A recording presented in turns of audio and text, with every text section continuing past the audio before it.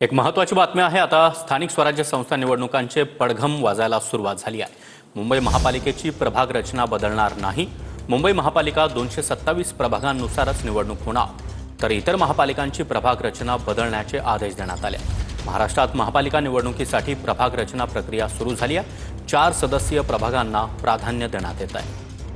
आणि या संदर्भात अधिक माहिती देण्यासाठी आमचे प्रतिनिधी विनायक डावरुंग आपल्यासोबत आहेत। विनायक, का अधिक माहिती?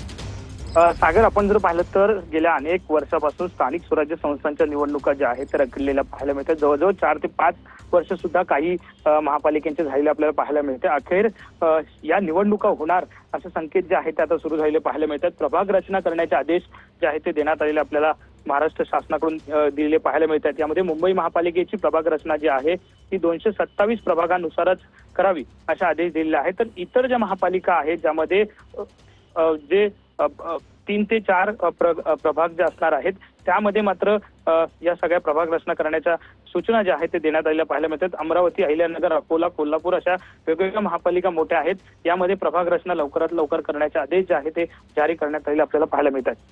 नक्कीच विनायक, धन्यवाद या सविस्तर माहितीसाठी।